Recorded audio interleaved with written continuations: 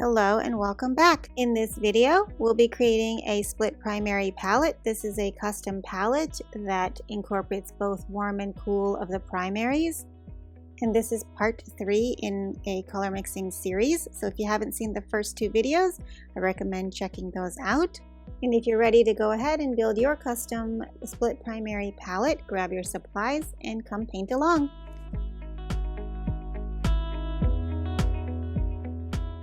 Now, one of the reasons I decided to actually fill this in is because in our original color wheel study, I had used the Daniel Smith line. So some of these colors, even though they're similar to what we just did, these ones are the exact colors here. So I thought I would do that when I created my split primary palette. That way the colors are consistent.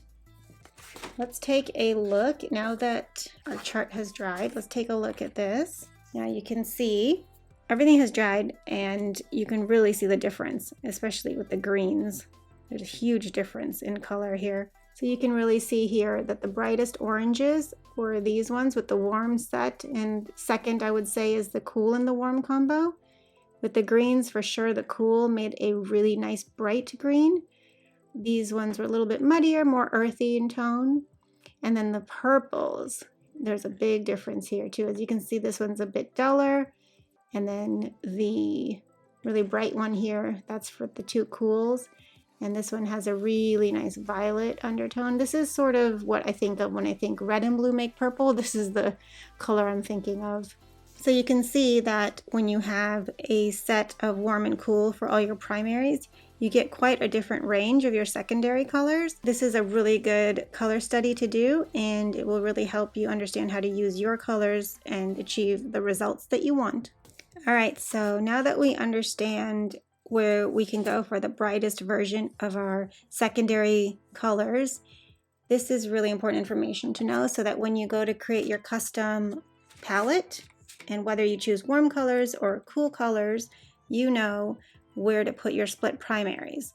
So I have a guide here where I'm going to do my split primary color wheel, and it's going to be a combination of these 2.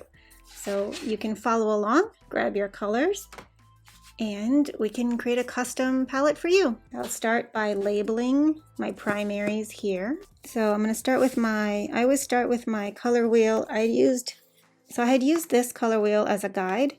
So I put that down and then just marked off the different sections so that I had 12 going around. It's the same way that I did these color wheels, and that way they'll be the same size.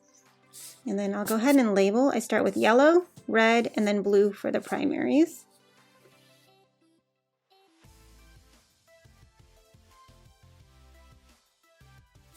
And if you want a template of this guide, take a look in the description. I will have a guide linked for you. You can grab this. And if you want to use that for your own custom split primary palette, you can do so.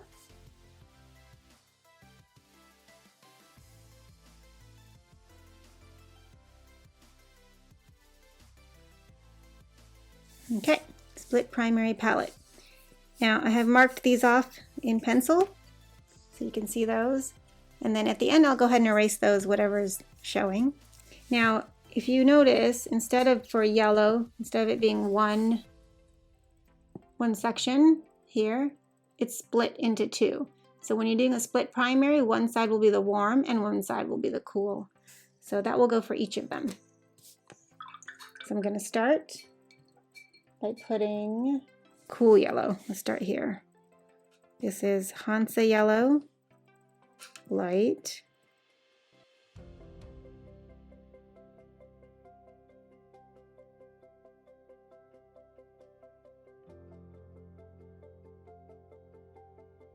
Okay, and then I'm going to let that dry before I do the color next to it so they don't bleed into each other. So I'll move on to the blue right here, and I'll put in my split primary there. Okay, so also you'll need your charts just to have these on hand. So if I wanted to put in, let's do it this way actually. If I wanted to go ahead and now put in my wheel for my primary red, because I really really like this really warm, bright orange, and they're both warm colors. I'm going to put the warm red here so that I get a nice range of warm and beautiful oranges on this part of the color wheel. So as you can even see from our previous one, that the warm colors were really vibrant for the warm colors, and our cooler colors were more vibrant on the cool wheel. So keep that in mind when we are creating our split primaries. So a warm red will go next, and we'll get those warm, lovely warm tones right here. This is the Pyrrole Scarlet, and that will go into the right half of that wheel.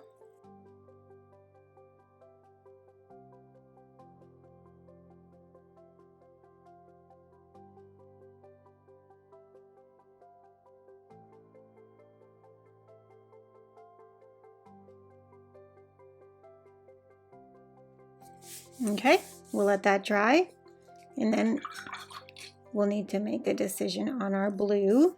All right, so mixing blue with yellow to get some lovely greens. I will come back to look at my chart here, and I really liked the brighter greens. So that means I'm gonna want a cool blue to be near the yellows to get these really vibrant greens. It's a lot easier to start with a vibrant color like this, a clean, bright color, and then you can always tone it down and make it a little bit dirtier and muddier if you need it, but you can't really go the other way and clean up a toned down color like this. And if you're looking on your secondary chart, there's the cool combination, cool yellow, cool blue with the brightest green that I really like. Of course, make this suitable to your palette, the way you like to paint. This is what I would go with, so I'm gonna go ahead and do that. And that means this side will be my cool blue. And then I'll get all those bright greens right here.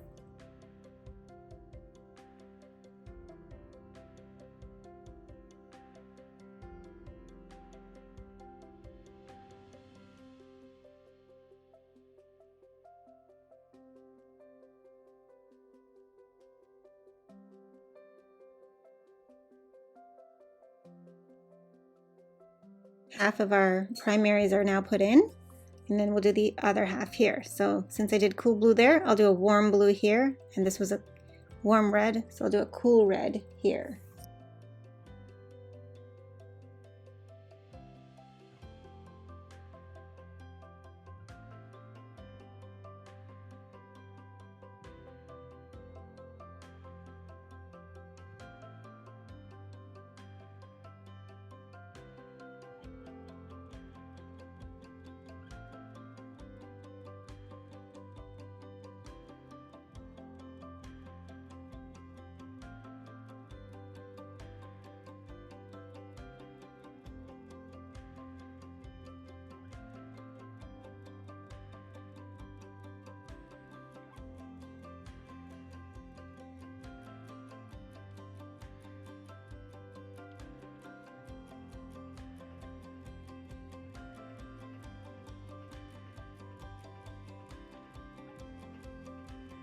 All right, so now that our primaries are put in, we have a warm and cool of both the yellows and the reds and the blues.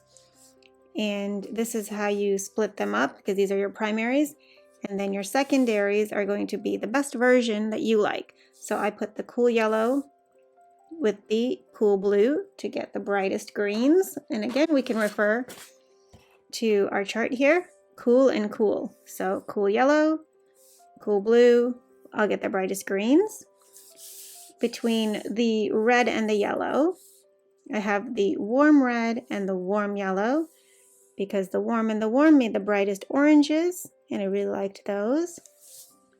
And then with our blues and our reds to make our purples, that's our secondary color, I liked this combination to make the brightest violety purple, which is a cool red with a warm blue. So warm blue and then cool red.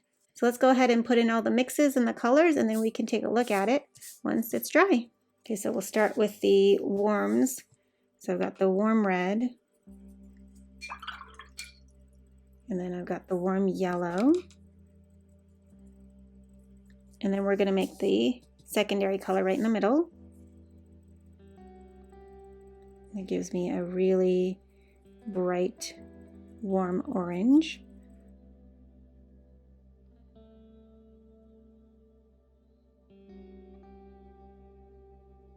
Now I'm going to leave that, let that dry. Then I'll come in here and do a cool of the greens, which is a cool yellow, cool blue.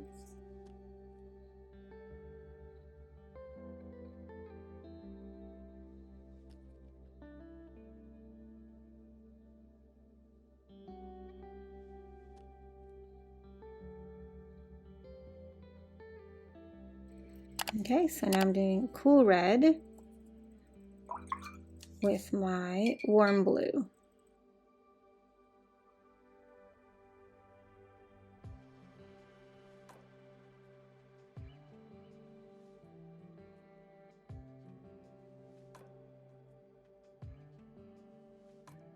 And there you go, we have our secondary colors. The bright purple, green, and orange. And then we can do our tertiaries in between. Once this fully dries, we can go in and add those as well.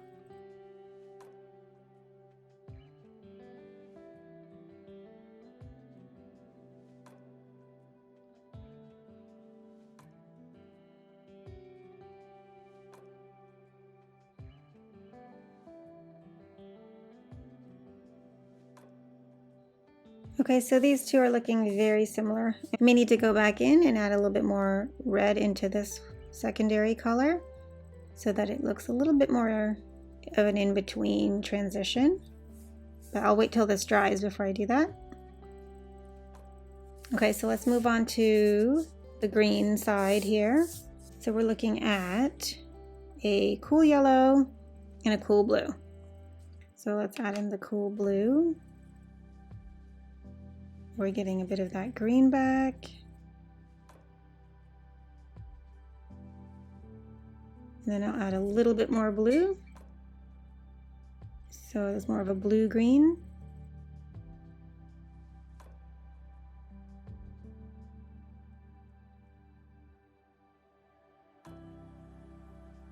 It's a really pretty blue-green color. And then taking that green and adding more of the cool yellow, we can push it into a yellow-green.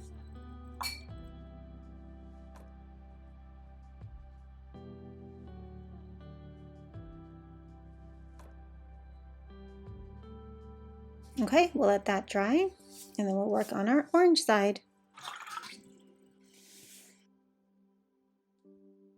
Okay, so this is a warm yellow, warm red with a little bit more of that red to make the orange red. If you're not sure about your colors and if you've got a good in-between mix, I recommend keeping a scrap of watercolor paper on the side. You can always test out your colors before you go to put the paint on. Okay, so there's my warmer version of an orange red, and then we'll do a yellow orange right here.